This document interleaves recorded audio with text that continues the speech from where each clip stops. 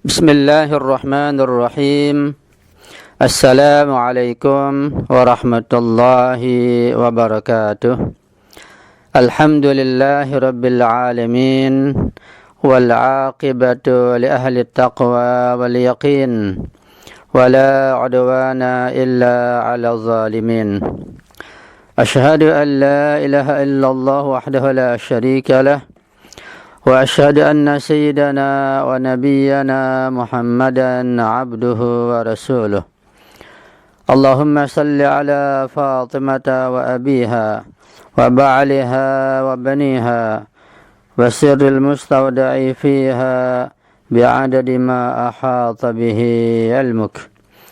Allahumma kun liwaliyika al-hujjati ibn al-Hasan salawatuka alaihi wa ala abaihi في هذه الساعة وفي كل ساعة وليا وحافظا وقائدا وناصرا ودليلا وعينا حتى تسكنه أرضك طوعا وتمتعه فيها طويلا برحمتك يا أرحم الراحمين. ربي اشرح لي صدري ويسر لي أمري wahlul 'uqdatam min lisani yafqahu qawli, amma ba'du. Ma'asyiral muslimin wal muslimat, para pecinta kajian akhlak, dengan membaca kitab Risalatul Huquq Imam Sajjad alaihissalam yang saya hormati, pada pertemuan kajian akhlak yang ke-32 malam ini kita masih meneruskan pembahasan tentang hak-hak haji. Pada kajian yang telah lalu, saya sudah sedikit menjelaskan tentang keistimewaan dan kelebihan Al-Ka'bah Al-Musyarrafah sebagai satu-satunya tempat ibadah yang pertama dibangun dan merupakan lambang persatuan. Dan pada pertemuan kali ini saya akan lebih banyak membicarakan tentang keistimewaan Ka'bah Al-Mukarramah. Bahwa Ka'bah Al-Mukarramah adalah merupakan rumah ibadah yang pertama, sebagaimana dinyatakan dalam ayat yang sudah kita bacakan, yaitu Inna awwala baitin wudi'a lin-nasi lilladzi babakat barakan wa hudan lil alamin, dan seterusnya. Bahwa rumah pertama sebagai tempat ibadah yang Allah bangun, yang Allah bina untuk manusia adalah Ka'bah yang berada di kota Makkah Al-Mukarramah. Kemudian mari kita perhatikan hak-hak istimewa Ka'bah. Ada beberapa poin. Yang pertama, Ka'bah merupakan tempat dan rumah yang diberkahi secara spiritual dan secara ekonomis. Daya tarik spiritualnya, terutama pada setiap kali musim haji, jelas bagi kita, bagi semua orang, yang sangat banyak memberikan keuntungan bagi semua pihak dari sisi ekonomi, bukan dari sisi spiritual tentunya. Dan mari kita perhatikan terlebih dahulu dari sudut pandang ekonomis. Makkah itu terletak di tanah yang gersang pada awalnya, dan dari sudut pandang alam sama sekali bukan tempat yang cocok untuk sebagai tempat tinggal, tidak cocok untuk dijadikan tempat hunian. Namun Makkah selalu menjadi salah satu kota yang berkembang secara pesat, yang kemudian menjadi layak untuk tempat hidup, tempat tinggal, bahkan untuk berbisnis dan juga untuk bepergian, tempat yang dikunjungi. Ini satu di antara keberkahan dan keistimewaan Ka'bah Al-Mukarramah. Yang kedua, Ka'bah itu dianggap sebagai sumber petunjuk bagi semua orang di dunia. Bahkan bagi mereka yang menyembah berhala sekalipun, sebagai petunjuk Ka'bah itu. Ada banyak tanda-tanda yang jelas tentang keesaan Allah Subhanahu wa Ta'ala, tentang keesaan Tuhan, dan tentang menyembahnya di rumah ini. Jadi kita bisa melihat tanda keesaan Allah lewat Ka'bah tersebut sebagai tempat ibadah yang pertama. Ketiga, selamanya Ka'bah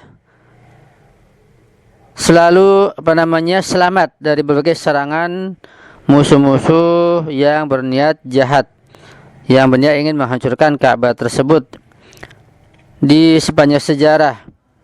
Dengan sendirinya ini hal menjadi salah satu tanda yang sangat jelas bagi seluruh umat manusia, tanda kekuasaan Allah Subhanahu wa taala.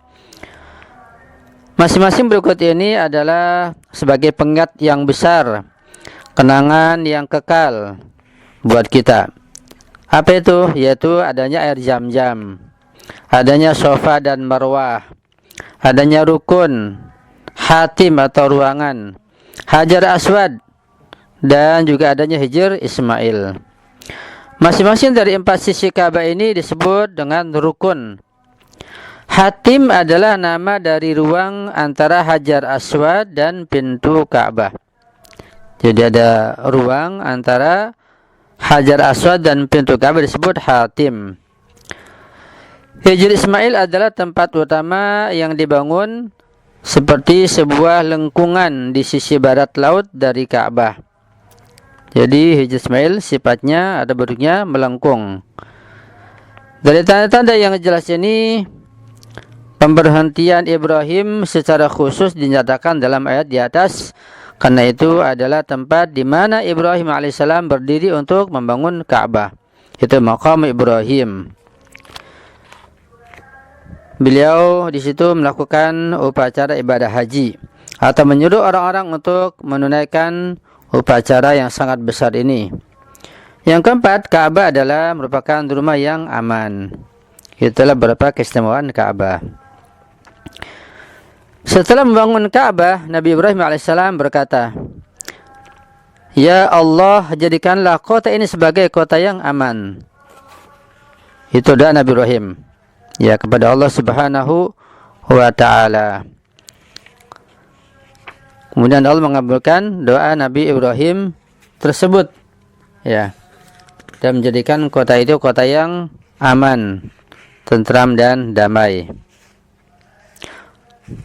Kemudian setelah mengabulkan doa Nabi Ibrahim tersebut, kemudian secara perlahan-lahan maka kota Mekah menjadi ramai dikunjungi oleh umat manusia, umat Islam khususnya dari berbagai penjuru dunia dengan panggilan Ibrahim alaihi salam. Ya. Jadi Allah menerima doa Nabi Ibrahim alaihi salam dan mendirikan Makkah sebagai kota yang aman. Hukum agama juga menganggap Makkah sangat aman sehingga tidak ada pertempuran atau perang yang diperbolehkan di sana. Bahkan hewan-hewan sekalipun dianggap aman ketika berada di kota Makkah. Dan tidak ada yang boleh mengganggu mereka, mengganggu hewan apapun. Dan bahkan ada denda yang berat yang ditetapkan apabila berburu hewan di sekitar Masjidil Haram, karena tidak diperbolehkan. Ma'asyiral muslimin wal muslimat rahimakumullah, bahwa haji adalah merupakan kewajiban dari Allah Subhanahu wa taala. Karena itu, setiap muslim yang telah memenuhi syarat-syarat yang diperlukan, mereka harus pergi haji sekali yang wajib selama seumur hidup. Dan jika seorang muslim yang tidak melakukannya ketika dia masih hidup, maka orang lain harus disewa untuk melakukannya atas namanya apabila dia meninggal dunia. Ya, ketika seorang dia mampu tapi dia sakit sehingga nggak bisa pergi, terus dia kemampu sampai meninggal, maka dia harus mencari badal atau naib atau niyabah untuk menggantikan hajinya. Para fuqaha telah menyatakan syarat-syarat berikut untuk pergi haji. Yang pertama, adanya kesiapan fisik. Fisiknya kuat, badannya sehat. Yang kedua, kesiapan keuangan, ya istita'ah maliyah. Uang untuk berangkat, ongkos yang ditinggalkan dan semuanya uangnya cukup, tidak kekurangan. Yang ketiga, akses jalan terbuka menuju Ka'bah, itu tempatnya aman, tidak ada gangguan, ya, tidak ada teroris, sehingga ya ibadah haji menjadi aman, tentram dan bisa dilaksanakan dengan baik. Kita perhatikan ayat ini sekali lagi. Allah berfirman, walillahi 'alan nasi. Wajib karena Allah bagi manusia 'alan nas, bukan 'alal mu'minin di sini.